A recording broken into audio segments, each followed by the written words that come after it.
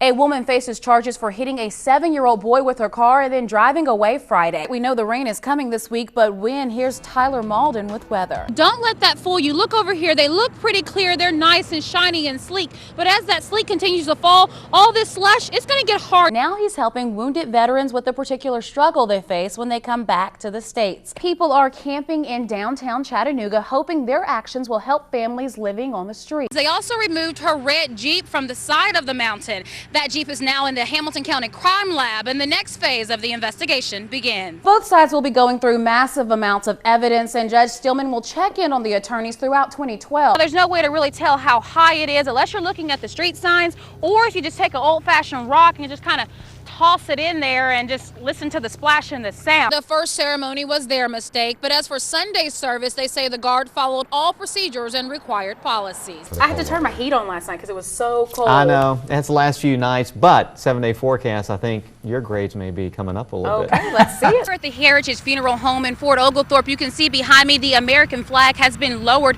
out of respect for this fallen military sergeant.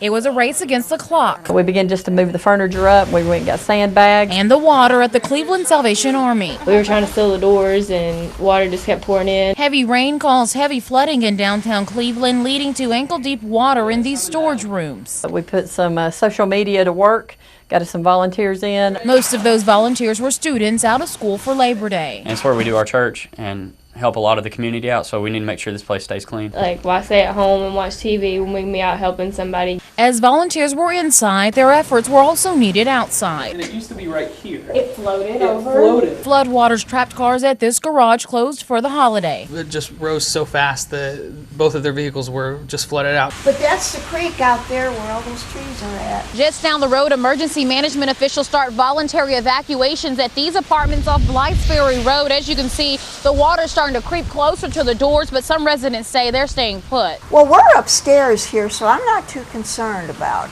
having to evacuate.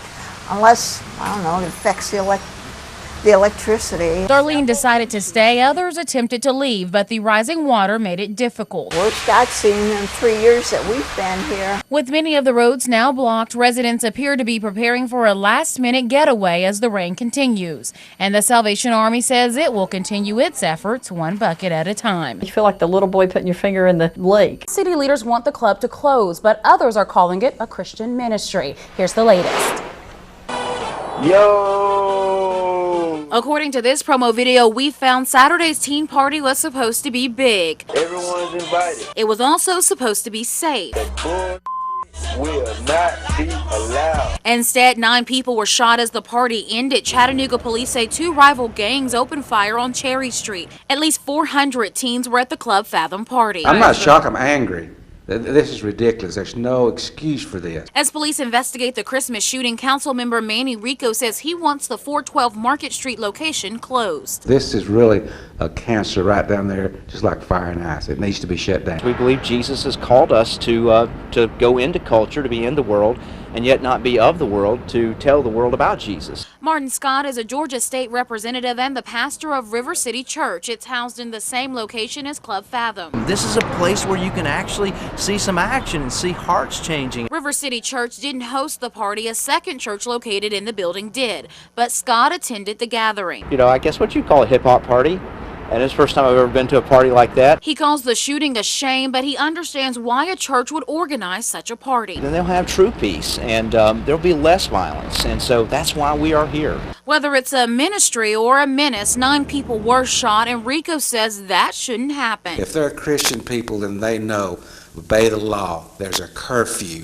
As I went to go in the back door, I heard a loud boom. According to the video cameras around Michael Whitaker's Eastlake home, that loud boom was this man taking a crowbar to Whitaker's car. Then I looked, seen the walk gate open, turned around and looked and seen my back window was smashed out. According to the homeowner, the man exited a white van, stood here for several moments, and then approached the unlocked gate. Got out, walked with a limp, and came up in my yard, took the lock off my gate, come around the picnic table right here and raised it up and smashed the back window out of the car and then run back up the street. Whitaker has already spent the $480 to replace the damage, but he says there was a design on the back of the window honoring his wife who recently died of cancer. He says that image can't be replaced. October 8th, 2010, when she passed away.